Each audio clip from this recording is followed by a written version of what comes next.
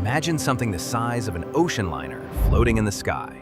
With amenities like piano lounges, dining rooms, and private cabins, they were a luxurious way to travel the world.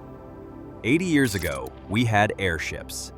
Cruising about 200 meters above the ground, they flew so smoothly that it was said you could balance a pencil upright without it falling over. And plans were already being made for even larger and more luxurious airships. Until this happened. The entire world watched in horror as one of them burned to the ground in front of running cameras. And the giant airships, well, they seemingly disappeared overnight. Oh, the humanity.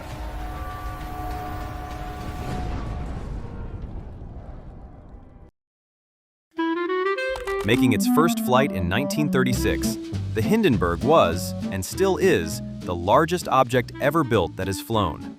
And its scale is simply astonishing. Here is an average person compared to an ordinary bus, now compared to a Boeing 747, and now the Hindenburg.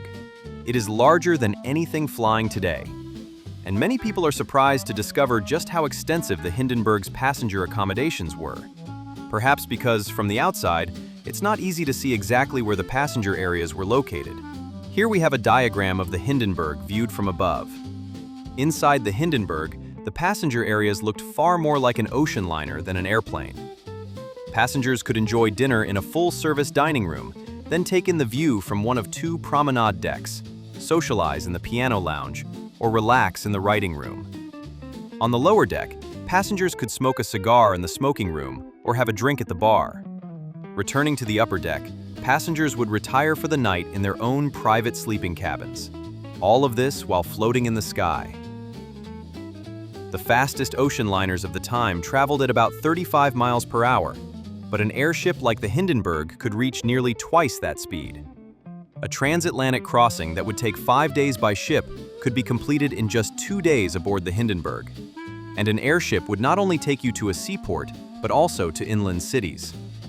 The Hindenburg regularly flew over Europe on its way to destinations deep within the continent. But on May 6, 1937, after completing a transatlantic crossing, the Hindenburg began its docking procedure in New Jersey.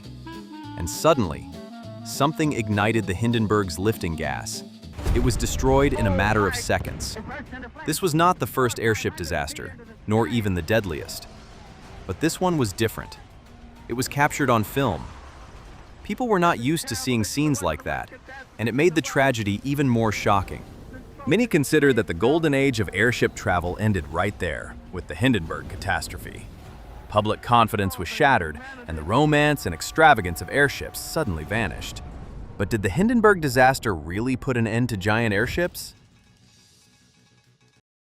Well, for something almost the size of the Titanic, the Hindenburg could carry at most only 72 passengers.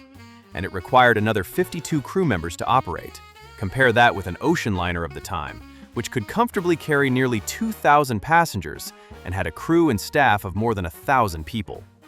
Giant airships like the Hindenburg carried so few passengers despite their enormous size because lifting gases such as helium simply do not generate that much lift. Even when the Hindenburg used hydrogen instead of helium, it could still only lift about 45 tons. That may sound like a lot, but it's roughly the weight of about 8 elephants. Because of that, everything on the Hindenburg had to be designed to be as light as possible, ensuring the aircraft could stay airborne. Those passenger cabins? Small and cramped, with bunk beds. Not luxurious at all. Even the walls and doors had to be made of lightweight foam covered with fabric, so it was possible to hear your neighbor talking, coughing, or something worse. And none of the cabins had a private bathroom. That would have been too heavy. So passengers had to go down a flight of stairs to use shared bathrooms. And for 72 passengers, there was only a single shower. Water, which is very heavy, had to be rationed. Because of that, even this one shower was little more than a trickle. The large piano on the airship had to be made from special ultralight aluminum, but even then it was eventually removed to save weight. And yes, perhaps these are compromises you accept to float through the sky, but all of this was also incredibly expensive. In today's money, a one-way trip aboard the Hindenburg cost nearly $7,000.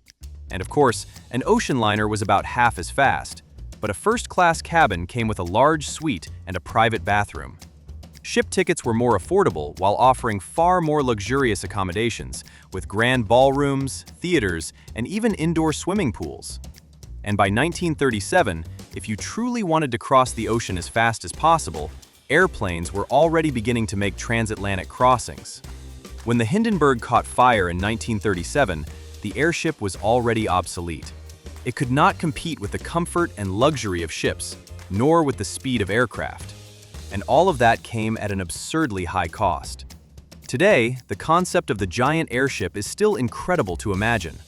But physics, just as it did 80 years ago, always finds a way to send the idea of the giant airship back into obscurity.